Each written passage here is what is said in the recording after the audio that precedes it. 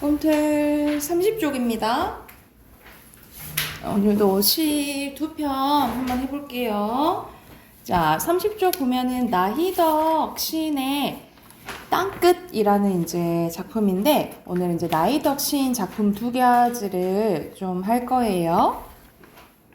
자, 나희덕 시인의 경향은 좀 자연과 더불어 사는 이 자연 관련된 이제 이야기를 좀 많이 했는데, 여기서는 우리가 아무리 조금 절망적이어도 희망을 갖자 이런 메시지가 담겨져 있거든요.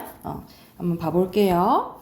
산 너머에 고운 노을을 보려고 그네를 힘차게 차고 올라 발을 굴렀지. 그래서 여기서 노을은 이 화자가 보고 싶은 거죠. 그리고 궁극적으로 바라는, 그래서 여기서는 꿈, 이상 이런 것들이라고 생각하시면 돼요. 바라는 거야.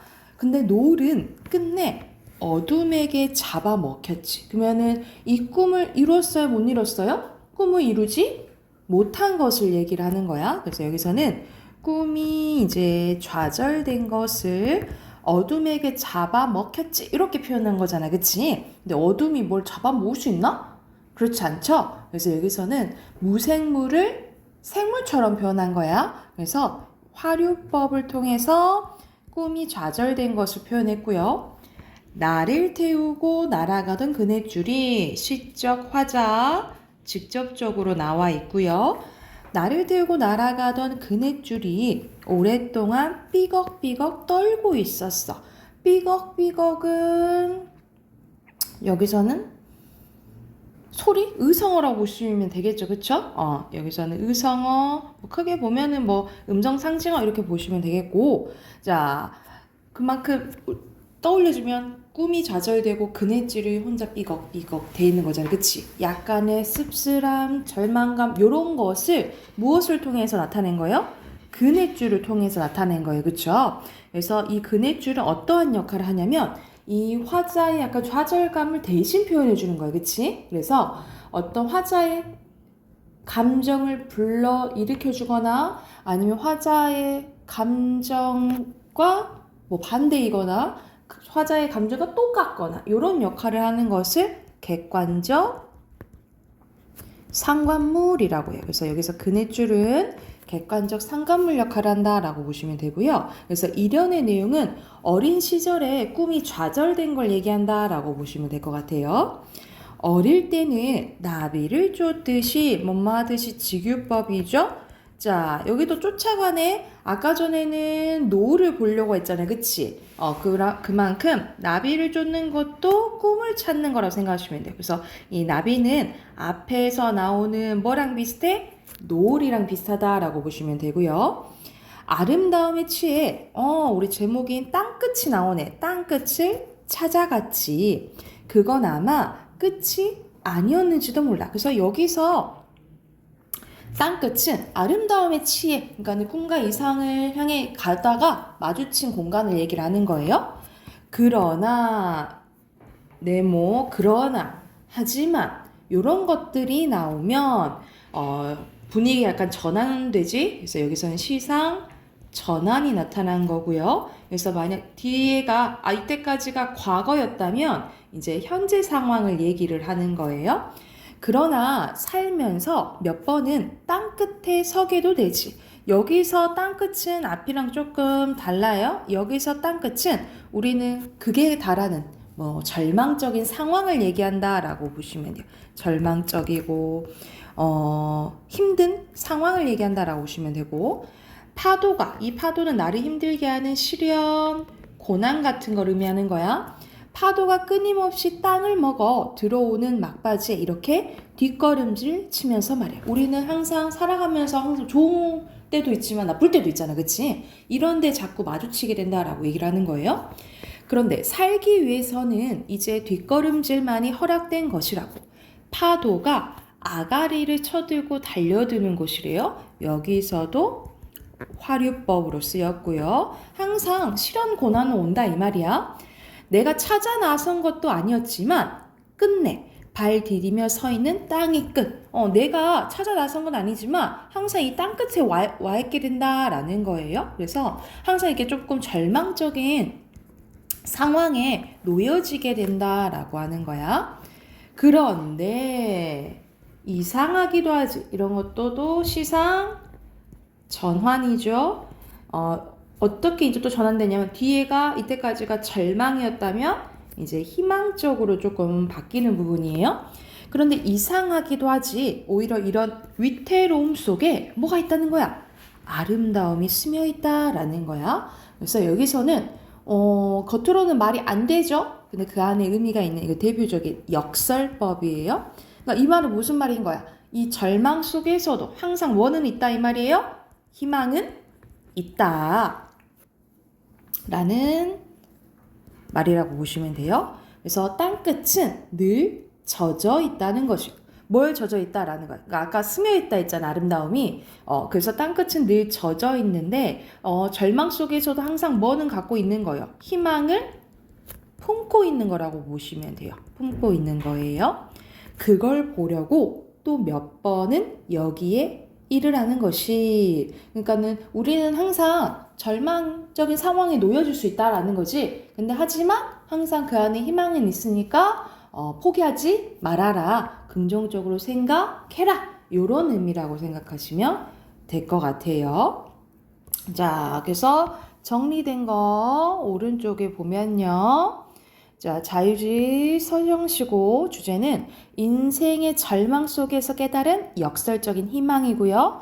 역설적인 표현을 통해서 주제를 부각했고 과거 회상에서 현재로의 시상 전개고요. 땅끝에 중의적인 의미를 통해서 주제를 효과적으로 나타냈다라고 보시면 돼요.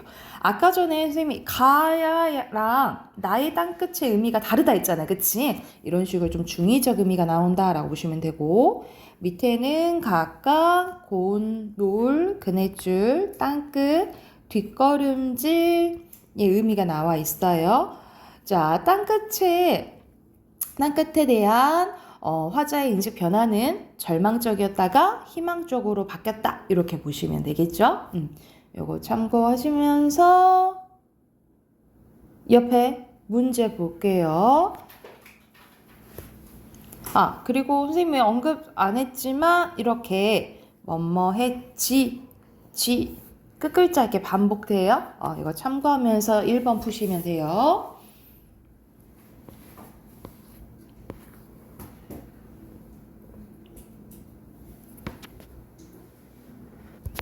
답 확인해볼까요? 자, 1번 여기서 표현사의 특징으로 알맞지 않은 것은 직유법, 음성상징어, 뭐뭐 했지 반복되죠? 역설법 사용됐고 구체적인 청자 없어요. 5번이고요. 2번에 알맞지 않은 것은 5번인데 이런 봐봐. 마지막에 땅끝이 젖어 있다 라고 했잖아. 그치? 그거는 희망적인 게 항상 있는 거라고 얘기했잖아요. 그쵸? 그래서 여기서는 애상감을 갖게 되었군. 아니죠. 애상감은 슬픔 얘기하는 거예요. 그리고 3번에 가는 이상을 쫓다 도착한 곳인 거고 나는 절망적인 상황이라 했지. 그치? 그래서 답은 3번이고요. 그리고 4번은 역설법, 그러니까 고로 주제가 담겨져 있는 부분 쓰는 건데 이행을 쓰라고 했네요. 그래서 어디 부분 쓰시면 되냐면 위태로움 속에 아름다움이 스며 있다는 것이 땅끝은 늘 젖어 있다는 것이 여기 두 부분 쓰시면 돼요. 여기 부분 쓰시면 되고요. 자, 5번 기억에 대한 설명으로 적절한 것은 기억은 그네네요. 그쵸? 이 그네는 노을 보려고 막 가는 수단인 거잖아요. 그치?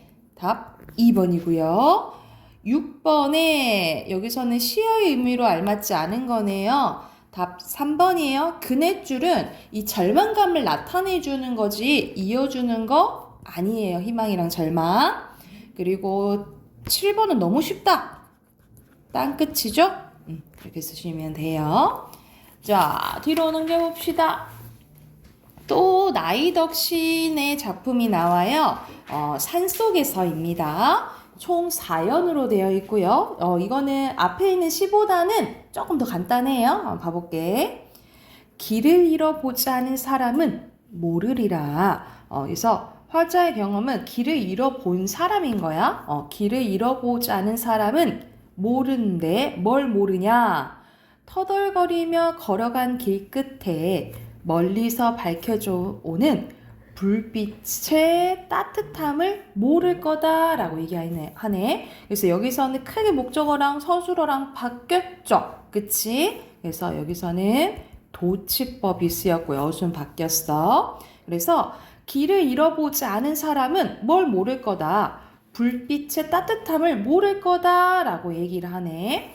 여기서 그래서 불빛은 길을 잃어버린 사람한테는 되게 희망적인 것을 얘기를 하는 거잖아요. 그렇죠? 그래서 여기서 불빛은 길을 잃어버린 사람한테는 따뜻함과 안도감 그리고 희망을 주는 존재라고 보시면 돼요.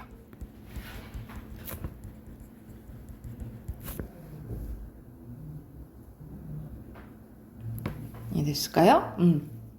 그리고 막무가내 어둠 속에서 여기서는 불빛과 약간 대립되죠. 그렇죠? 누군가 맞잡을 손이 있다는 있다라는 것은 힘들 때 의지가 되고 위로가 되는 존재를 얘기하는 거겠죠. 그렇죠? 인간에 대한 얼마나 새로운 발견인지. 그리고 산속에서 밤을 맞아본 사람은 알리라. 뭐를? 그 산속에 갇힌 작은 지붕들이 거대한 산줄기보다는 얼마나 큰 힘으로 어깨를 감싸주는지. 그러니까 오히려 커다란 것들보다는 이렇게 쬐깐한 것들이 더 위안이 된다라고 얘기를 하는 거예요. 어깨를 감싸준다라는 것은 말 그대로 또 안도감과 위로를 준다라고 얘기를 하는 거겠죠. 그렇죠? 여기서도 토치법 쓰였고요. 그리고 작은 지붕들이 어깨를 감싸준다라고 표현했잖아요. 그치? 뭐 의인법으로도 볼 수도 있겠네요. 그쵸? 먼 곳의 불빛은 어떤 역할을 하냐면 나그네를 쉬게 하는 것이 아니라 우리 나그네를 쉬게 하는 것은 되게 그냥 일시적으로 편안함을 주는 거예요. 근데 이렇게 일시적으로 편안함을 주는 것이 아니라 계속 걸어갈 수 있게 해준다라는 것을 계속 걸어갈 수 있게 해주는 힘을 주는 거예요. 말 그대로 지속적으로 일시적이 아니라 지속적으로 움직일 수 있는 희망과 힘을 실어주는 역할을 하는 것이 불빛이라고 보시면 돼요.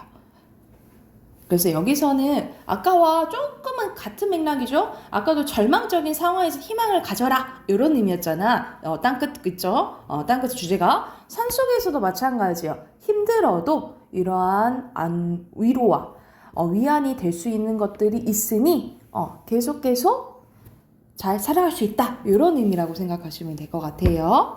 그래서 여기서는 대칭적으로 구조가 비슷하죠. 1, 2연이랑 3, 4연이 좀 비슷하다 이렇게 생각하시면 되겠죠. 자, 주제입니다. 어려움에 처한 이들에게 희망을 줄 수 있는 따뜻한 힘에 대한 성찰이고요. 일상의 경험에서 얻은 깨달음을 바탕으로 주제를 나타냈고 불빛과 어둠, 작은 지붕과 거대한 산줄기처럼 이미지 대립을 통해 시상을 전개한다라고 보시면 돼요. 그러니까 아까 전에 선생님이 여기 표시했지? 불빛이랑 어둠이 대립되는 것처럼 여기서는 작은 지붕들과 거대한 산줄기도 약간 대립된다라고 보시면 돼요. 근데 선생님이 봤을 때 거대한 산줄기는 그렇게 막 부정적인 것 같지는 않고 작은 크고 작은 거에 대한 대립이라고 생각하시면 될 것 같아요. 그리고 오른쪽에 1연과 3연은 화자의 경험 제시했고 그리고 2연과 4연은 화자에서 얻은 깨달음 제시했잖아. 그치? 그래서 1, 2연 구조랑 3, 4연 구조가 비슷하다 이렇게 생각하시면 되고요. 각각 불빛, 어둠, 나그네의 시어풀이 되어 있네요. 그래서 화자의 태도는 불빛과 어둠이라는 대조적 의미의 시어를 통해서 화자는 우리가 불빛과 같은 존재가 되길 소망하는 거야. 그러니까는 우리 자체가 다른 사람한테 위안이 되고 위로가 되고 희망적인 존재가 되자라고 이야기하는 부분이라고 생각하시면 될 것 같아요. 자, 여기 밑에 있는 거 하나 보고 옆에 있는 문제 풀게요. 유명한 시가 하나 나오는데 안도연의 연탄 한 장입니다. 그래서 여기서는 우리 연탄 함부로 차지 말아라. 누구를 위해서 이렇게 뜨거워진 적이 있었느냐. 이런 이제 시거든요. 그래서 이 연탄이 의미하는 것은 다른 사람 위한 희생 이런 것들을 의미해요. 그래서 여기서 유사점은 자신의 삶에 대한 성찰이 드러나지만 차이점은 산속에서는 화자의 직접 경험을 바탕으로 어려운 처지에 있는 사람들에게 힘이 될 수 있는 삶의 자세에 대해서 얘기했다면 연탄 한 장은 연탄의 속성을 인간의 삶에 빗대어서 바람직한 삶의 자세에 대해서 성찰했다라고 보시면 돼요. 그래서 이 비슷한 점은 삶에 대해서 성찰했다. 요걸 이제 얘기를 하고 싶었던 것 같아. 그래서 이거 참고하면서 옆에 6문제 풀게요.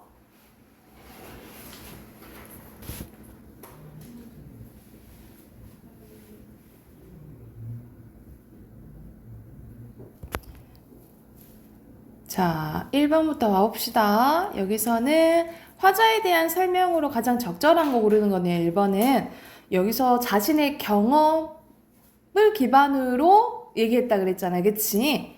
2번이고요. 자, 2번에 가장 적절한 것은 여기서는 4번이고요. 그리고 3번에는 도움을 줄 수 있는 거는 2연에서 3어절로 쓰라고 하네. 그치? 누군가 맞잡을 손 3어절이죠.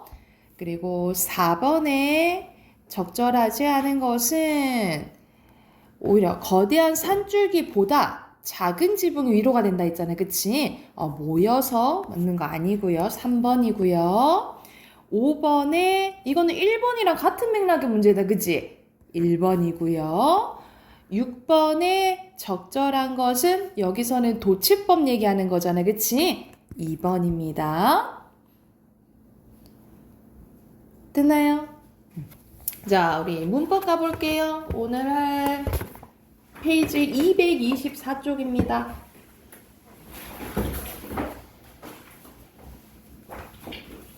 (224쪽이에요)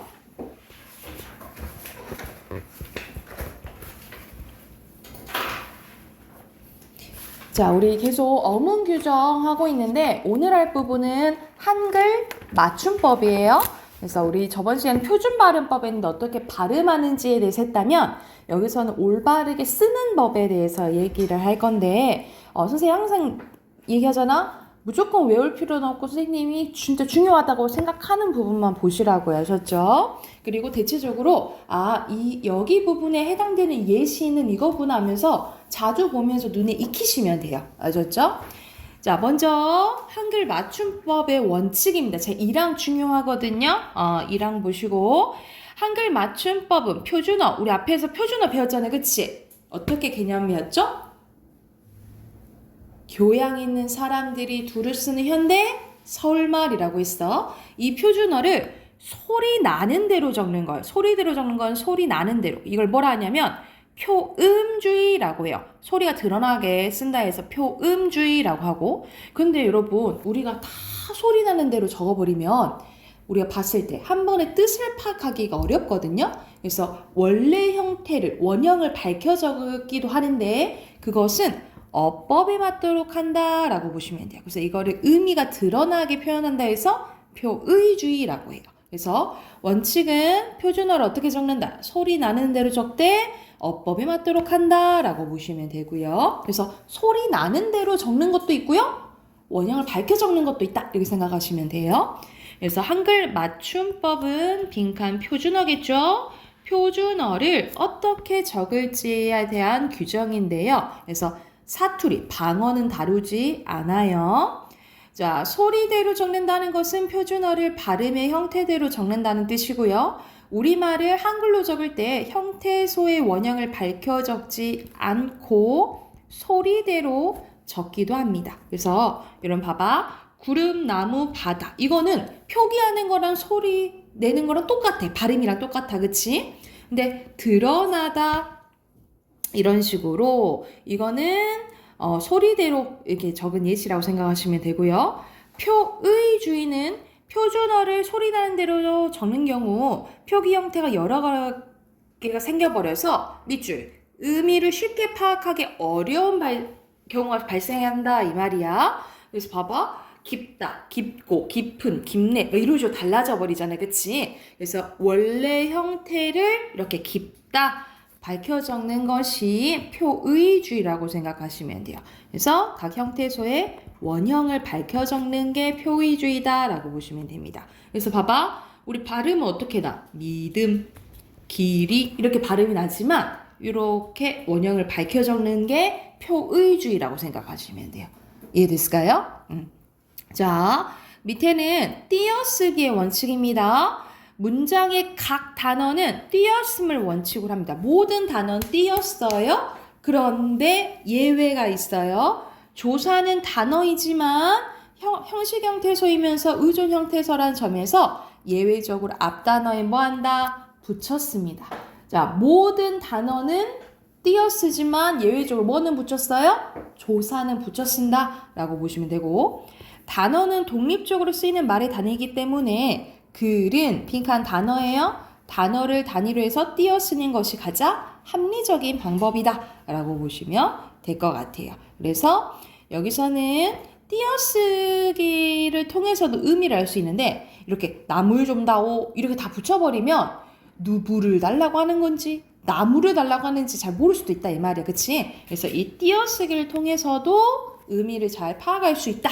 요 내용이에요. 자, 오른쪽으로 가봅시다. 소리에 관한 게 제3장입니다. 된소리인데 우리 된소리는 쌍잠 얘기하는 거잖아요. 그쵸? 자, 한 단어 안에서 뚜렷한 까닭 없이 나는 된소리는 다음 음절의 첫 소리를 된소리로 적어요. 그래서 이유가 약간 공통적이지 않다. 그거는 그냥 된소리 적는다 이 말이야. 그래서 첫 번째 두 모음 사이에서 나는 된소리요. 대표적인 게 소쩍새, 어깨, 오빠, 으뜸, 아끼다, 기쁘다, 깨끗하다, 어떠하다. 이거는 공통된 환경을 파악하기 어려운 거야. 그래서 그냥 이건 된소리로 적는다 이 소리고, 우리가 노란 양말 이거 공통점이 울림소리죠. 울림소리 받침 뒤에서 나는 된소리도 그냥 된소리를 적는다라는 거예요. 산뜻하다, 잔뜩, 살짝, 훨씬, 담뿍, 움찔, 몽땅, 엉뚱하다. 이게 대표적인 예시고. 자, 그런데 다만, 여러분, 다만, 이런 게 중요해. 다만, 기역, 비읍 받침이네요. 경훈아, 어디 받침? 기역, 비읍 받침 뒤에서 나는 된소리는 같은 음절이나 비슷한 음절이 겹쳐 나는 경우가 아니면, 된소리로 적지 아니한대요. 그래서 똑같은 글자가 반복되면 된소리를 적는데 그게 아니라면 된소리를 적지 않는다 이 말이야. 봐봐, 우리 이거는 된소리 나네. 우리 국수 발음은 된소리 나죠, 그쵸? 그런데 기역 받침이잖아. 그러니까 된소리 적어 안 적어? 안 적어. 깍두기, 딱지, 색시, 갑자기, 몹시. 이게 대표적인 예시라고 보시면 돼요. 그래서 기역, 비읍, 받침 뒤에서 나는 된소리는 된소리로 적지 아니한다. 예외는 있어요. 같은 음절이나 비슷한 음절이 겹쳐나는 경우는 된소리를 쓸 수 있어요. 이렇게 보시면 되고요. 밑에 보면 구개음화에 대해서 나왔다. 우리 구개음화 배웠잖아요. 그치? 간단히 설명해주면 디귿, 티읕이 이를 만나면 지읒, 치읒으로 발음되는 게 구개음화잖아요. 그죠? 자, 그래서 디귿, 티읕, 빈칸 받침이죠. 받침 뒤에 종속적인 관계를 가진 이나 희가 올 적에 그것이 지읒, 치읒으로 나더라도 디귿, 티읕으로 적는다. 그러니까 우리가 이게 발음되는 현상이지 표기까지 그렇게 써, 안 써? 안 쓴다 이 말이에요. 이해됐죠? 자, 그리고 어간과 엄입니다. 우리가 동사나 형용사는 바뀌잖아요. 먹다, 먹니, 먹거나, 먹지, 이게 바뀌잖아요. 그치? 이러한 바뀌는 현상을 활용이라고 해요. 활용인데, 자, 근데 먹은 변해, 안 변해? 안 변하지. 그치? 안 변하는 부분을 어간, 이렇게 바뀌는 부분을 어미라고 하는데, 용어는 동사나 형용사 얘기하는 거예요. 어간과 어미는 구별해서 적는다라는 거야. 그러니까는 바로 다 소리 나는 대로 적지 않고 원래 형태를 밝혀 적는다라고 생각하시면 돼요. 자, 두 개의 용언이 어울려 한 개의 용언이 될 적에 앞말의 본뜻이 유지되고 있는 것은 원형을 밝혀줬고 본뜻에서 멀어진 것은 밝혀 적지 아니한대요. 그래서 본뜻에서 멀어진 거의 대표적인 게 여러분 밑줄거나 드러나다, 사라지다, 쓰러지다. 이거는 원래 본뜻과 조금 멀어져서 그냥 소리 나는 대로 적는다라고 보시면 돼요. 대표적인 게 뭐야? 드러나다, 사라지다, 쓰러지다고요. 그리고 종결형에서 사용되는 어미 오는 요로 소리 나는 경우 있더라도 오로 적어요. 그러니까 이것은 책이요. 우리 요로 발음 나잖아. 그치? 그렇지만 뭐로 적어요? 오로 적는다라고 보시면 되고 그리고 하지만 연결형에서 사용되는 이요는 그냥 이유로 적어요. 그래서 여기서는 어간과 어미를 밝혀 적는다라는 예시라고 생각하시면 되고요. 뒤로 넘겨봅시다. 자, 제4장 형태에 관한 겁니다. 자, 전미사가 붙어서 된 말. 이것도 어떤 게 있냐면 원형을 밝혀 적는 게 있고요. 소리 나는 대로 적는 게 있거든요. 그 조항을 봐야 되는데 여러분 가장 흔한 전미사가 이나 음이에요. 가장 흔한 전미사가 뭐야? 이나 음이야. 그래서 이나 음이 붙어서 빈칸 명사가 된 것과 또 흔한 전미사 또 이나 히예요. 이나 히가 붙어서 부사가 된 것은 원형을 밝혀 적습니다. 그래서 어떻게 기억하면 되냐면 흔한 전미사가 이, 히라 했잖아. 그치? 요놈들이 붙은 것은 그냥 원형 밝혀 적어. 근데 흔하지 않는 전미사랑 붙으면 거의 소리 나는 대로 적는다 라고 생각하시면 될 것 같아요. 그래서 봐봐. 오른쪽에 봐봐요.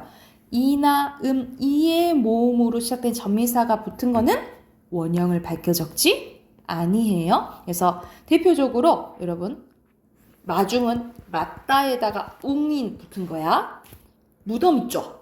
묻다에다가 묻 플러스 어미인 거예요. 그러니까는 이건 웅이나 어미나 흔하지 않는 전미사잖아. 이렇게 흔하지 않는 전미사가 붙은 거는 그냥 소리 나는 대로 적는다라고 생각하시면 돼요.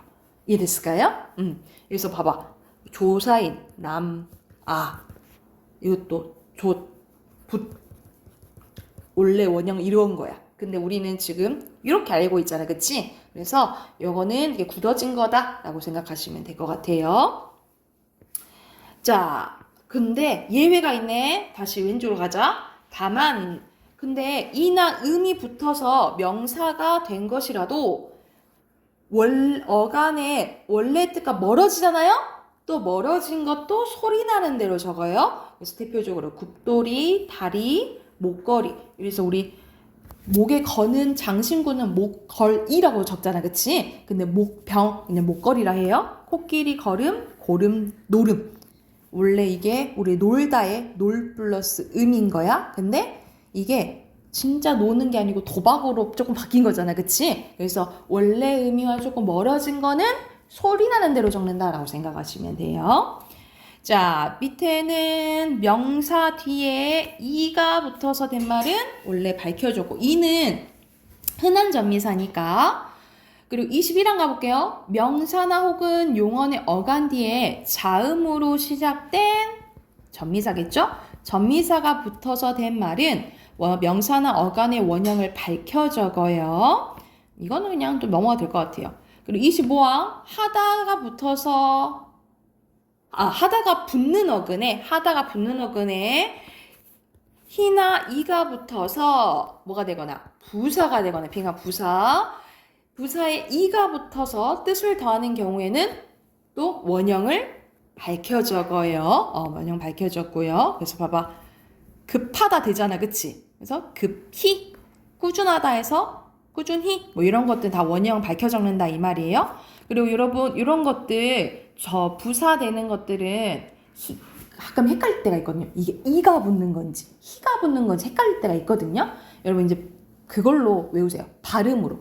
왜냐면 연음되잖아. 공곰 희가 아니라 공곰이에요. 공곰이, 더욱이, 생긋이, 오뚜기, 일찍이. 그러니까 이렇게 헷갈리는 것들은 발음으로 좀 기억을 해주시면 돼요. 발음으로 하셨죠? 그리고 밑에는 사이시옷과 관련된 거네요. 여기 별표. 여러분 사이시옷은 기억해야 되는 게 선생님 이거 자주 했잖아.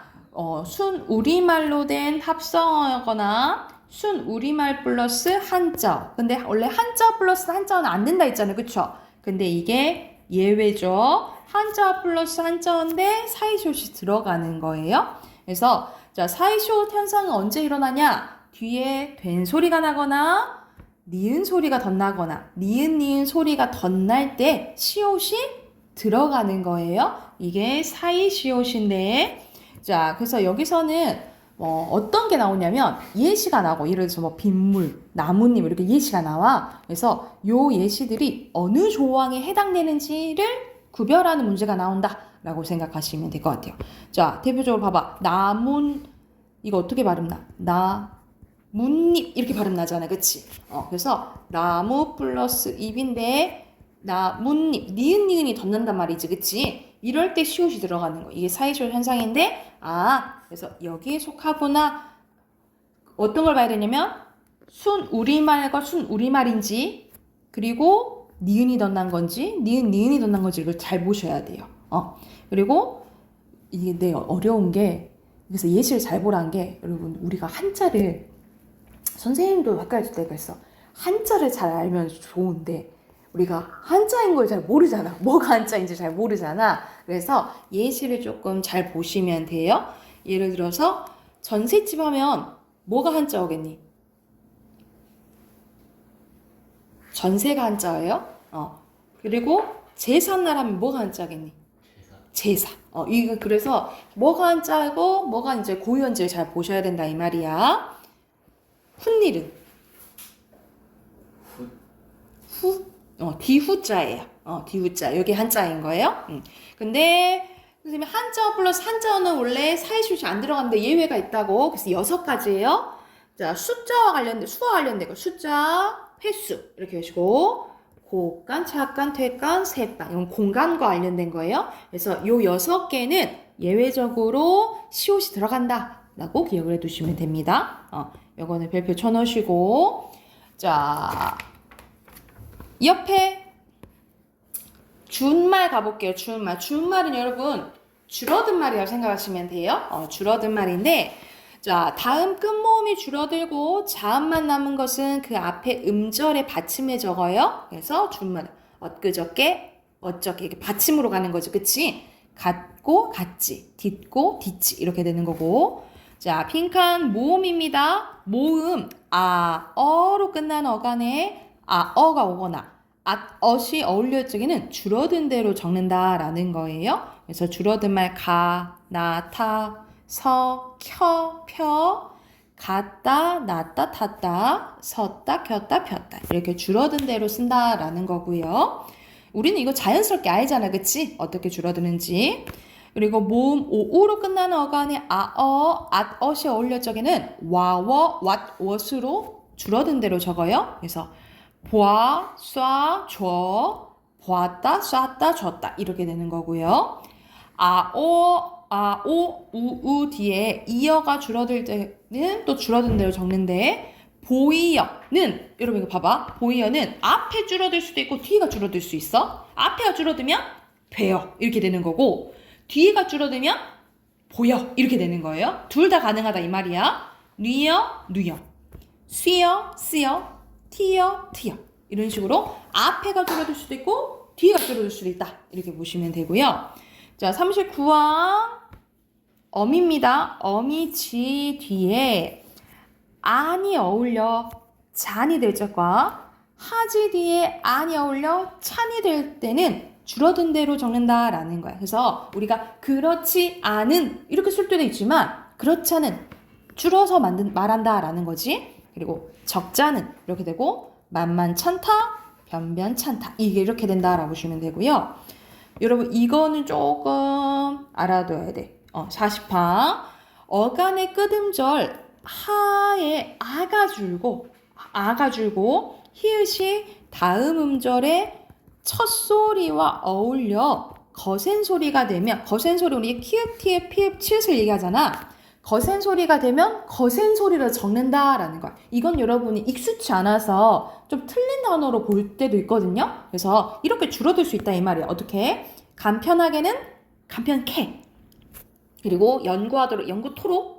가다 같아. 왜냐면 이게 뭔 말이야? 잘 안 쓰는 말이잖아. 그래서 틀린 단어로 오해할 수 있는데 이렇게 줄여서 쓸 수 있다 이 말이에요.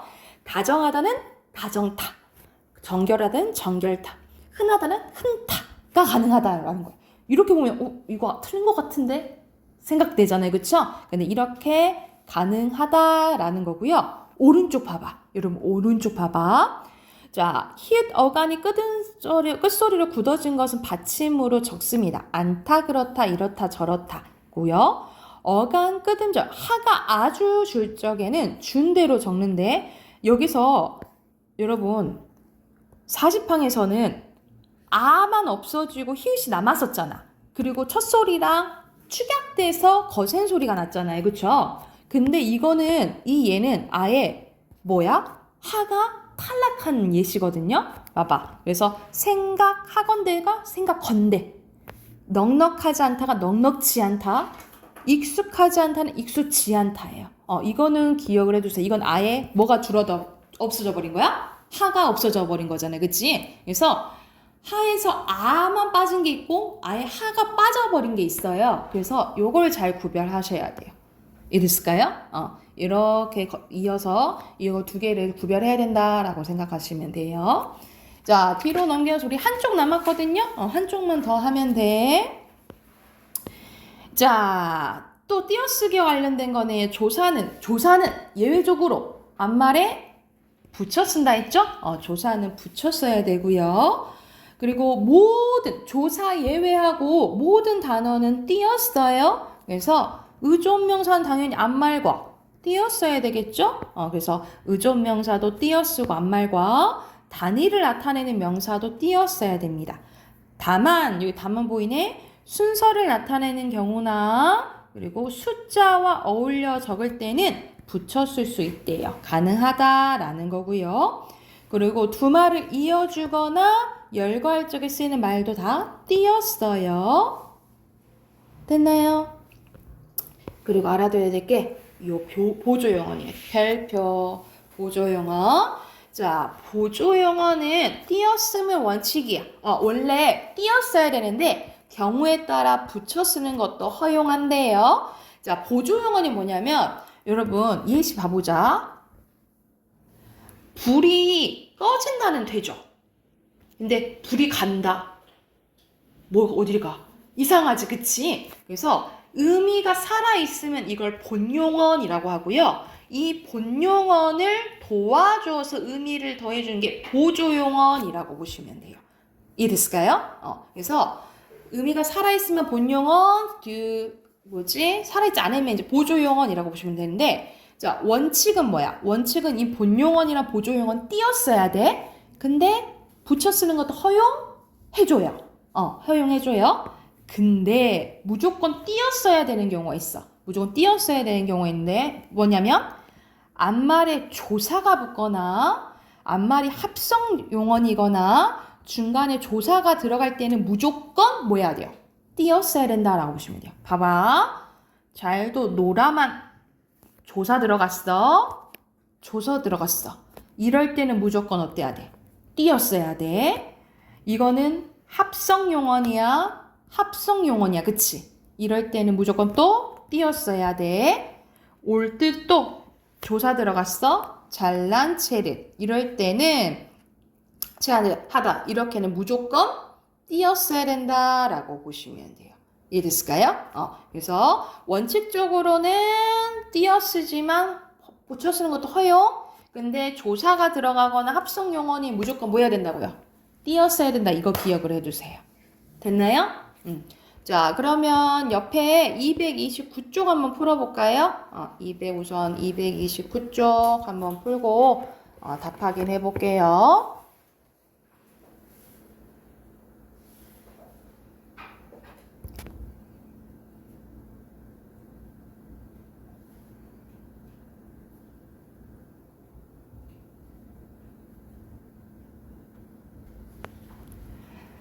같이 한번 봐볼까요?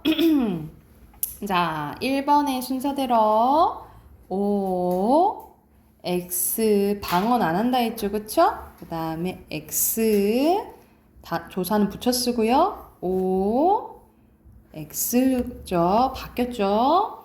자, 여기서는 소리 나는 대로 적는지 원래 형태 밝혀 적는지 구별하는 거야. 기역, 니은, 니은, 기역, 기역이고요. 됐나요? 그리고 밑에 짭짤한, 깍두기, 몽땅, 듬뿍. 그리고 여긴 틀린 거 고치는 거예요. 넘어, 가만히, 휴게실, 여자, 지그시, 다리며. 그 다음에 맞이, 그 다음에 국문학이고요. 높이, 새빵, 꾸준히예요. 꾸준히. 전셋집, 드러나다. 됐나요? 그리고 밑에는 띄어쓰기 선생님 표시할게요. 밥은커녕, 커녕이 그거예요. 조사예요. 죽도 못 먹었다. 그가 떠난 지도 벌써 3년이 흘렀다. 20분밖에 안 지났으니 걱정하지 마. 하지 마. 뒤에요. 하지 마. 원칙적으로는. 그 다음에 서은이는 벽에 기댄 채로 잠이 들었다. 건너편에서 차, 한 대가 쏜살같이 달려 나왔다. 노력한 만큼, 이때만큼은 의조명사예요. 띄었어야 돼요. 좋은 결과를 얻기를 바랄 뿐이다. 뿐이다는 붙여야겠죠? 조사니까. 됐나요? 다 표시했나요? 자, 뒤에 여러분 한 장만 풀어올까? 230쪽부터 231쪽까지만 숙제로 해오시고 5강 외워오세요. 아셨죠?